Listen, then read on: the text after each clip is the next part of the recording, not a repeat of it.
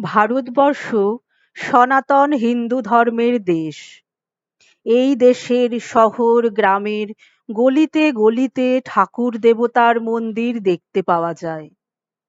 ভারতের উত্তর থেকে দক্ষিণে, পূর্ব থেকে পশ্চিমে অসংখ্য তীর্থস্থান আছে।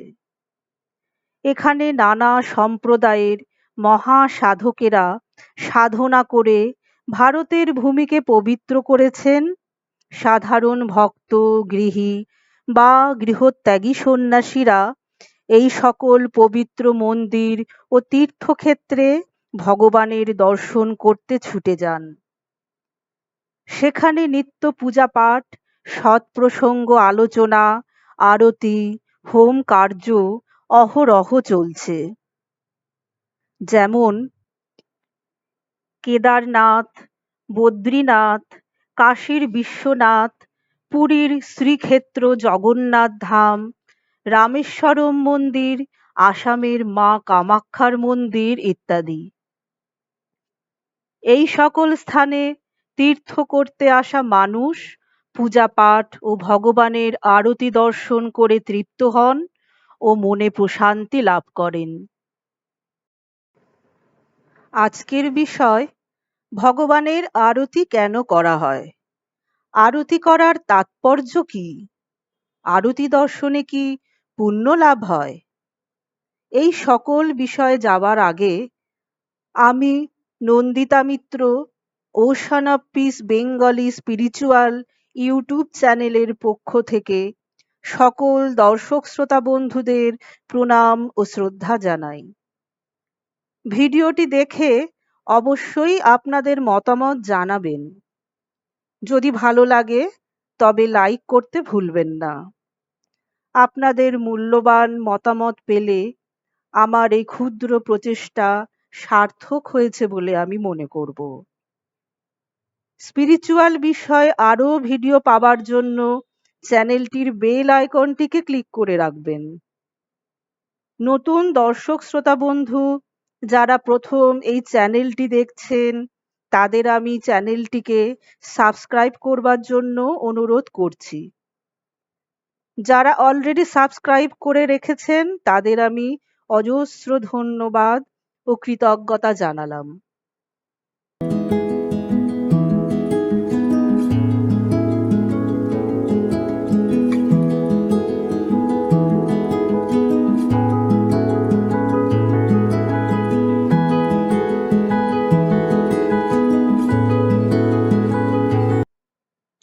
সনাতন হিন্দু ধর্মে পূজার একটি অতি আবশ্যিক অঙ্গ হল আরতি। অনেকের মতে আরতি করা স্বতন্ত্র একটি পূজা অনুষ্ঠান। শাস্ত্রে বলা হয়, যদি দেবদেবী ও অবতার পুরুষদের পূজায় ত্রুটি থাকে, তাহলে ভক্তি ভরে আরতি করলে সেই ভুল ত্রুটি সংশোধন হয়ে যায়। ভাবগ্রাহী জনার্দন কেবল ভক্তের পূর্ণ শ্রদ্ধা ভক্তি ও নিষ্ঠায় প্রসন্ন হন। আন্তরিক ভক্তিসহ পূজা করলে সেই সাধন ভজন পূর্ণতা লাভ করে। ভক্ত তখন তার আরাধ্য দেবদেবীর মাধ্যমে ঈশ্বরের কৃপা লাভ করতে পারেন। মন্ত্রহীনং ক্রিয়াহীনং যৎকৃতং পূজনং হরে সর্বং সম্পূর্ণতাম এতি কৃত নিরাজনে শিবে। অর্থাৎ দেবদেবীদের নিরাজন বা আরতি করলে মন্ত্রবর্জিত বা ক্রিয়াবর্জিত পূজাতেও দারুণ ফল লাভ হয়। এর ফলে পূজা তো ব্যর্থ হয়ই না, বরং পূর্ণতা লাভ হয়। পূজাকারী অন্তরে অত্যন্ত তৃপ্তি লাভ করেন। আরতি দর্শনে সাধারণ মানুষের কি কোনো উপকার হয়? মানুষ কিভাবে দেবতার আশীর্বাদ লাভ করতে পারে, এই বিষয়ে এখন একটু আলোচনা করব। আরতির সময় দেব দেবী, অবতার পুরুষ এনারা অত্যন্ত প্রীত হন। আরতি দর্শনকারীর মনও ওই সময় অত্যন্ত প্রফুল্ল হয়ে ওঠে। ঈশ্বরের প্রতি তার ভক্তি বৃদ্ধি পায় এবং তার সার্বিক জীবনও সুন্দর হয়ে ওঠে।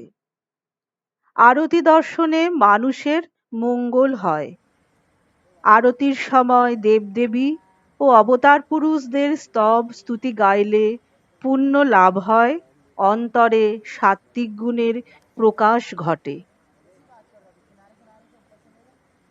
যিনি আরতি করেন তার দেহ মন সতেজ হয়, হৃদয়ে প্রেম, দয়া, মমতা, ক্ষমা, সততা ইত্যাদি সদ্গুণগুলি বৃদ্ধি পায়। ভগবানের প্রতি বিশ্বাস ও শরণাগতি লাভ সম্ভব হয়। আরতির শেষে দেবতাকে প্রণাম করে ভগবানের চরণামৃত পান করতে হয় এবং ভগবানের প্রসাদী আরতি অগ্নি স্পর্শ করে প্রণাম করতে হয়। এখন আরতি করার নিয়মগুলি একটু জেনে নিই।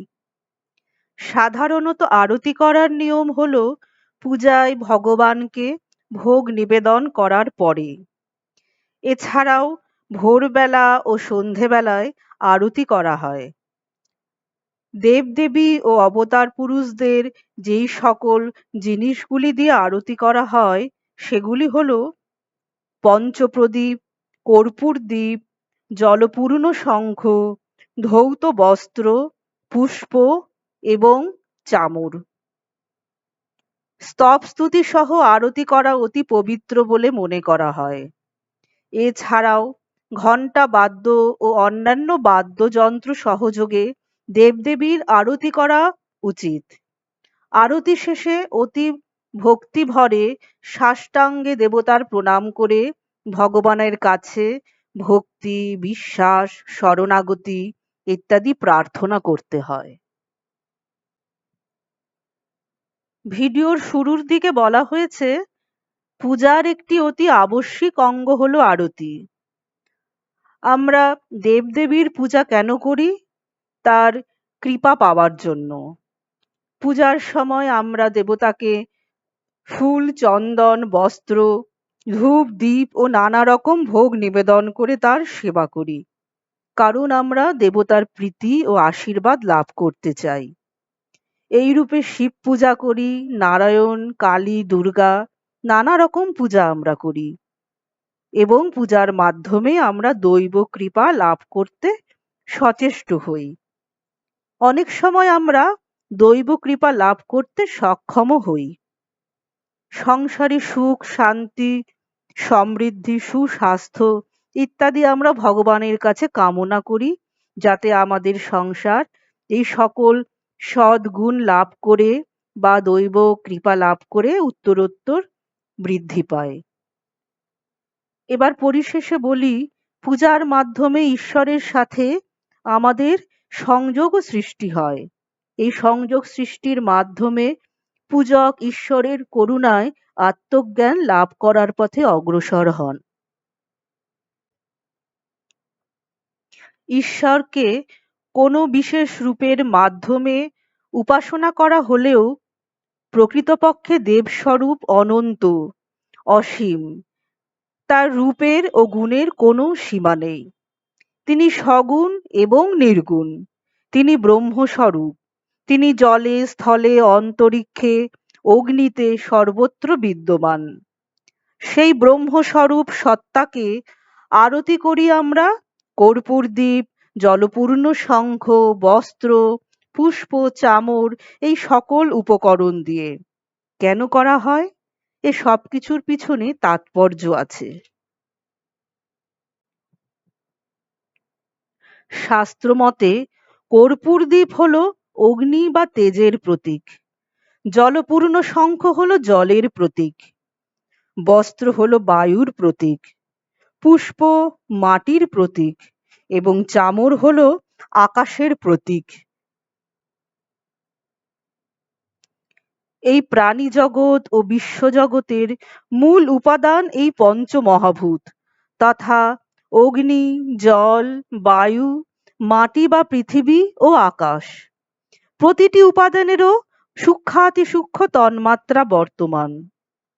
পূজায় আরতি করার সময় আমরা মনে করি আমাদের সম্মুখে উপস্থিত দেবতা বা অবতার পুরুষকে আমি এই পঞ্চমহাভূত নিবেদন করছি, যা সমস্ত জগৎ সৃষ্টি করেছে। আরতির সময় পূজক এই পঞ্চমহাভূতের মাধ্যমে সম্পূর্ণ জগৎটি ভগবানের শ্রীচরণে নিবেদন করছেন। এই ভাবটি পূজকের হৃদয়ে বিদ্যমান থাকে। স্বয়ং পরমেশ্বর, যিনি এই পঞ্চভূত দিয়ে জগৎ সৃষ্টি করেছেন, এই আরত্রিক পূজা আরাধনার মাধ্যমে পঞ্চভূতকে দেবতার চরণে অর্পণ করা হয়। পূজক বিশুদ্ধ চিত্তে প্রেম ও ভক্তি সহকারে বিশ্বব্যাপী অখণ্ড দেবসত্তার সাথে মিলিত হন। এটি আরতির তাৎপর্য। আরতির সময় ভক্ত ঈশ্বরের সীমিত মূর্তি থেকে বিশ্বব্যাপী সত্তার প্রতি তার মনকে প্রসারিত করে শ্রদ্ধা প্রদর্শন করেন ও নিজে অখণ্ড সত্তার প্রতি একাত্ম বোধ করেন। ওম সর্বে ভবন্তু সুখিনঃ, सर्वे सन्तु निरामया, सर्वे भद्राणि पश्यन्तु, मा कश्चित् दुःखो भाग् भवेत्। ॐ शान्ति शान्ति शान्तिः।